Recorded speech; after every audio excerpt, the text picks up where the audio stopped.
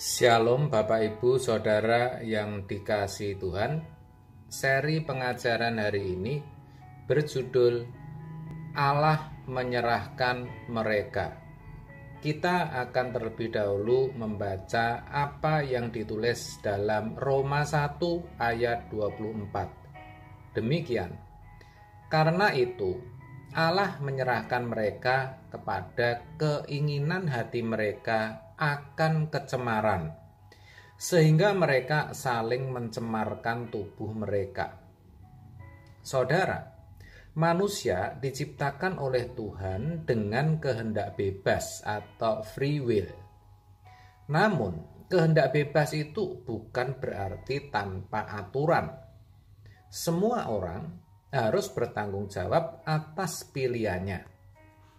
Oleh sebab itu, Tuhan telah menyatakan dirinya supaya bisa dikenal dan diikuti oleh manusia. Semua orang yang menggunakan kehendak bebasnya untuk memusuhi Allah dan menindas kebenaran pasti akan menerima murka Allah dan terpisah dari Allah selama-lamanya. Saudara, ungkapan Allah menyerahkan mereka dalam teks ini diulang sampai 3 kali, yaitu di ayat 24, 26, dan 28. Hal ini menunjukkan bahwa itu sangat penting dan harus dimengerti oleh semua orang percaya. Allah menyerahkan mereka memiliki arti bahwa Allah telah meninggalkan mereka. Keterpisahan atau keadaan ditinggalkan oleh Allah itu bukanlah suatu takdir atau ketetapan Allah atau penentuan yang dari Allah, melainkan sejatinya merupakan keinginan hati mereka sendiri.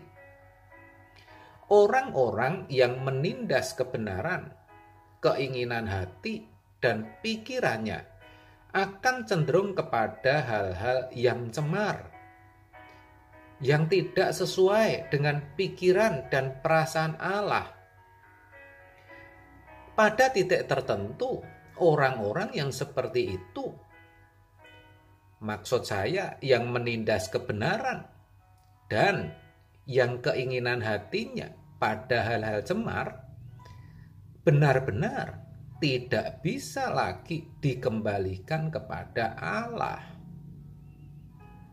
Maksudnya mereka benar-benar akan terpisah dari Allah, terpisah dari hal yang kudus dan tekun, serta serakah dalam kecemaran.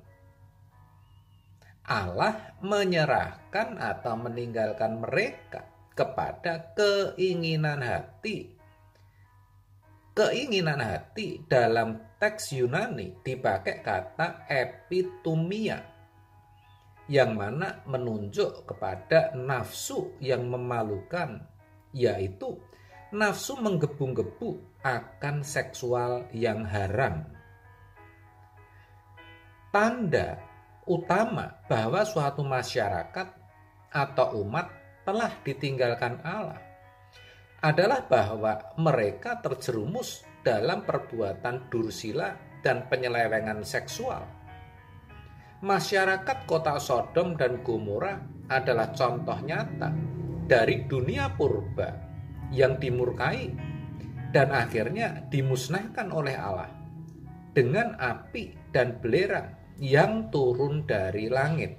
Kejadian 13. Saudara, tindakan menindas kebenaran dan menolak penyataan Allah akan mengakibatkan seseorang diserahkan atau ditinggalkan oleh Allah.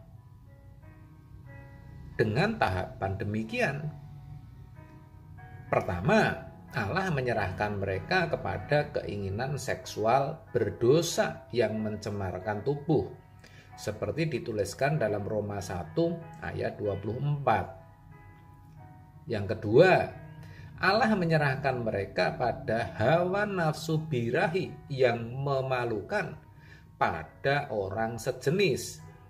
Roma 1 ayat 26 sampai 27. Ketiga, Allah menyerahkan mereka kepada pikiran yang terkutuk, yaitu pikiran mereka membenarkan tindakan mereka yang berdosa, sehingga pikirannya senantiasa terpikat oleh kejahatan dan keinginan pada kecemaran. Dan apa yang Tuhan nyatakan ini benar-benar terjadi dan ada di sekitar kita. Orang berzina sudah tidak punya rasa malu, bahkan dilegalkan oleh agama. Adanya kawin kontrak dan lain-lain. Perilaku LGBT yang mana sudah terang-terangan dan bahkan terorganisir. Saudara, kebenaran firman Tuhan ini merupakan peringatan yang keras bagi kita sebagai orang percaya. Bahkan juga ada pemimpin gereja yang menjadi sombong, dan Allah menyerahkan mereka kepada pikiran-pikiran mereka yang terkutuk dan akhirnya menjadi serakah dalam kecemaran. Tragisnya, mereka dengan sadar meneruskan nafsu yang memalukan itu dan tetap yakin bahwa mereka masih bersekutu dengan Roh Kudus dan memiliki keselamatan.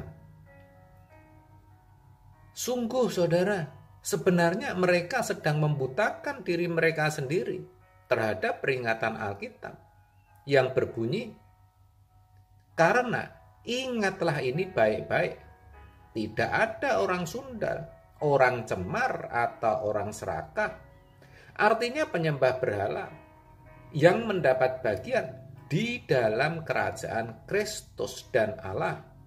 Efesus 5 ayat 5. Sebab itu, saudaraku, mari kita menggunakan kehendak bebas kita atau free will untuk mengasihi Tuhan dengan hidup benar di hadapannya. Jangan sampai Allah menyerahkan kita ke dalam keinginan hati kita yang cemar, yang akan mengakibatkan murka Allah. Demikian juga, jangan sampai kita menuduh Allah yang suci dan penuh kasih itu sebagai Tuhan yang jahat. Tuhan yang menetapkan atau menentukan atau mentakdirkan seseorang untuk hidup jahat dan cemar. Jika seseorang berpikir demikian, ia bukan saja keliru, tetapi sangat jahat karena memfitnah Tuhan yang suci dan kudus itu sebagai pribadi yang telah menetapkan kejahatan. Jika ada orang yang jahat dan cemar, itu sesungguhnya merupakan pilihan mereka sendiri. Karena Tuhan sudah menyatakan dirinya dengan jelas untuk diikuti. Yesuslah modelnya. Oleh sebab itu, mari kita berjuang untuk semakin mengenal Allah dan memuliakan namanya. Amin. Tuhan Yesus memberkati.